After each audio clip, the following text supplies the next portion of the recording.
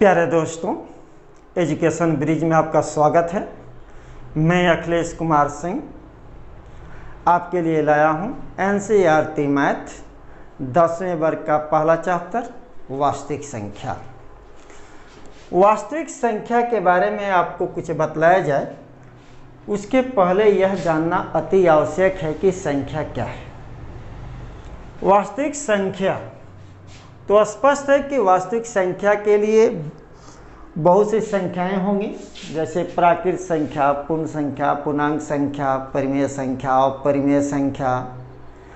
इन सभी बातों की जानकारी होने के बाद ही हम वास्तविक संख्या के बारे में सोचेंगे, उसकी परिभाषा देंगे। सबसे पहले हम यह जानने की संख्या क्या है, व्हाट इज नंबर। तो याद रखें आप कि संख्या उस प्रश्न का जवाब है जो बतलाती है कि वह इकाई का कितना गुना है। A number is the answer of that question which tells how many times a unit is taken. For example 1 गुने 3 बराबर 3। इसका मतलब हुआ कि यह संख्या 3 इकाई की 3 गुनी है। 1 गुने 5 बराबर 5। इसका अर्थ यह है कि संख्या 5 इकाई के 5 गुना है। इकाई का अर्थ 1 से लगाया जाता है। जैसे 5 अंगुलियां हैं तो 5 अंगुली मीन्स इकाई का 5 गुना। इकाई मीन्स 1 1। तो ये 5 अंगुलियां 1 अंगुली की 5 गुनी है। यानी संख्या यह बतलाती है कि वह इकाई का कितना गुना है। जैसे अगर कोई वस्तु है उसको 2 भाग में हम विभाजित कर दें, यानी हाफ, तो यह संख्या जो है 1/2 आपको यह बतला रही है कि वह वस्तु इकाई के आधा है, मीन्स हाफ ऑफ फुल। इसी तरह से 1/4 का मतलब हुआ इकाई का चौथाई, यानी 1/4, 4 हिस्सा में 1 हिस्सा। तो संख्या उस प्रश्न का जवाब है, उत्तर है, जो बतलाती है कि वह इकाई का कितना गुना है। और सवाल खड़ा होता है कि संख्याएं कितनी होती हैं। तो संख्याएं उतनी होती हैं जितनी हम कल्पना कर सकते हैं। संख्याएं उतनी होगी जितना हम सोच सकते हैं। उदाहरण के लिए हम संख्या 10 और 11 पर विचार करते हैं।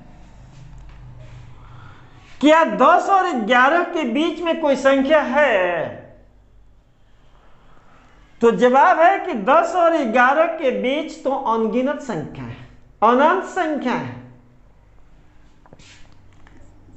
10.1, 10.2, 10.3,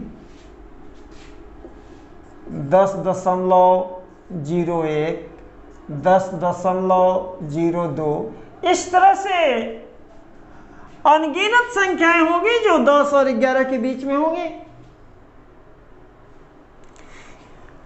इस तरह से यदि हम कोई 2 संख्याएं लें तो उन दोनों संख्याओं के बीच में अनगिनत संख्याएं होंगी।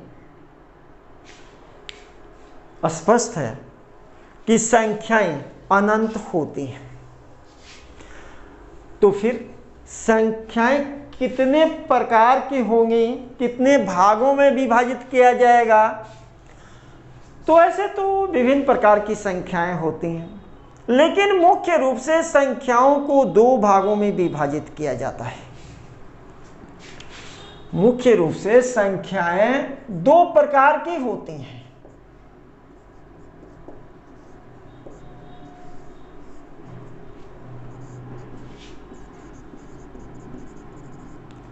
धनात्मक संख्याएं और ऋणात्मक संख्याएं।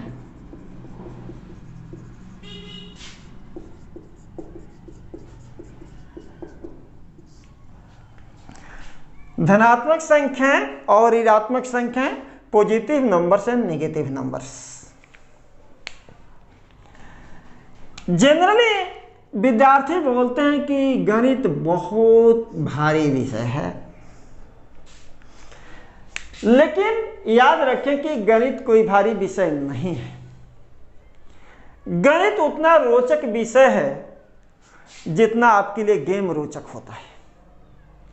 गणित आपको यह कहता है कि आप मेरी ओर 2 कदम आगे बढ़ेंगे तो हम आपकी ओर 4 कदम आगे बढ़ाएंगे, लेकिन यदि आप हमसे 2 कदम पीछे भागेंगे तो हम आपसे 4 कदम पीछे भाग जाएंगे। तो गणित उतना भास्ट सब्जेक्ट नहीं है जितना कि विद्यार्थी सोच लेते हैं।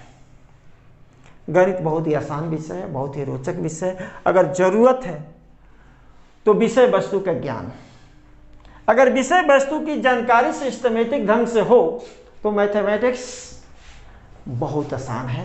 आपके लिए मैथमेटिक्स कोई समस्या नहीं है। जैसा कि आप जानते हैं गणित में 4 मौलिक संक्रियाएं होती हैं, जोड़ घटाव गुणा और भाग। और विद्यार्थियों को यही 4 ऑपरेशन समझ में नहीं आते हैं, जिसके कारण वो हमेशा मैथमेटिक्स से दूर भागने का प्रयास करते हैं। ये 10th क्लास के बारे में हम लोग बात कर रहे हैं, रियल नंबर्स के बारे में चर्चा करेंगे। तो अभी तक आपने जो पढ़ा, क्या ऐसा कोई प्रॉब्लम आया मैथमेटिक्स में जिसमें जोड़ घटाव गुना भाग के अलावा और कोई ऑपरेशन हुआ? नहीं ना। कोई भी मैथमेटिकल ऑपरेशन होगा तो उसमें केवल जोड़ घटाव गुना भाग की बात होगी, इसके अलावा दूसरा कोई ऑपरेशन उसमें होता ही नहीं है, दूसरी कोई संक्रिया होती नहीं है। तो स्पष्ट है कि आप धनात्मक संख्या और ऋणात्मक संख्या नहीं समझ पाते हैं, जिससे आपकी परेशानी बढ़ जाती है। मैं आपको यहां बिल्कुल सरल भाषा में यह बतला देना चाहूंगा कि धनात्मक संख्या क्या है और ऋणात्मक संख्या क्या है। धनात्मक संख्या का अभिप्राय उस संख्या से है जो 0 से बड़ी होती है। जो संख्या 0 से बड़ी होती है धनात्मक संख्या कहलाती है। The number larger than 0 is called positive number. धनात्मक संख्याओं को जोड़ के चिन्ह के द्वारा रिप्रेजेंट किया जाता है, जैसे +1 +2 +3 एंड सो ऑन। और ऋणात्मक संख्या का जहां तक सवाल है, तो ऋणात्मक संख्या का अभिप्राय उस संख्या से है जो संख्या 0 से स्मॉलर होती है। The number which is smaller than 0 is called negative number. ऋणात्मक संख्याओं को माइनस चिन्ह से रिप्रेजेंट किया जाता है, जैसे -1 -2 -3 -4 एंड सो ऑन। तो माइनस चिन्ह देखने से आप समझते हैं कि यह ऋणात्मक संख्या है, और प्लस चिन्ह देखने से आप समझते हैं कि यह धनात्मक संख्या है। और यह नहीं समझ पाते हैं हम कि धनात्मक संख्या क्या है, ऋणात्मक संख्या क्या है। इसके लिए हम आप के सामने एक एग्जाम्पल लेते हैं। कल्पना कीजिए आपके पास कुछ भी नहीं है, केवल आपका शरीर है। आर्थिक रूप से एक पैसे भी आपके पास नहीं है, 1 इंच जमीन भी नहीं है, मीन्स कुछ भी नहीं है। और आप जानते हैं कि 0 का मतलब होता है नथिंग, यानी कुछ नहीं। तो अगर आपके पास कुछ भी नहीं है तो आप शून्य पर हैं, ग्राउंड स्टेज पर हैं। यदि कहीं से 100 रुपया अर्निंग करके लाते हैं तो आप 100 इकाई जीरो से ऊपर बढ़ेंगे, यानी प्लस 100 की बात होगी। अब फिर कल्पना करें कि अभी आपके पास एक पैसे भी नहीं है, कुछ भी नहीं है, आप ग्राउंड जीरो पर हैं और अचानक आपको 100 रुपया का अर्जेंट वर्क आता है, आपको 100 रुपया हर हालत में चाहिए। तो उस कार्य को पूरा करने के लिए आप 100 रुपया किसी से कर्ज लेंगे, लोन लेंगे। तो पहले से ही कुछ नहीं था आपके पास, 100 रुपया कर्ज ले लेते हैं।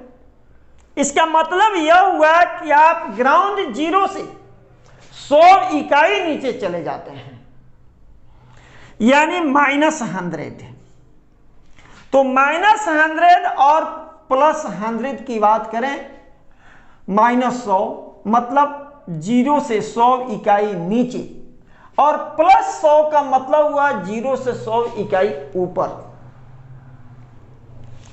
यानी याद रखें कि प्लस और माइनस चिन्ह जो है आपको केवल डायरेक्शन यानी दिशा को बतलाता है। प्लस चिन्ह बतलाता है जीरो से ऊपर, माइनस चिन्ह बतलाता है जीरो से नीचे। तो मेरे ख्याल से धनात्मक संख्या और ऋणात्मक संख्या आप समझ गए होंगे।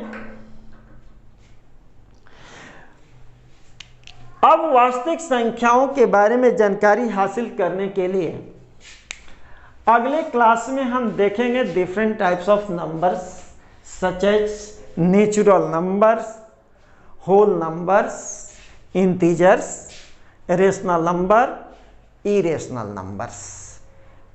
तब तक के लिए अनुमति। जय हिंद।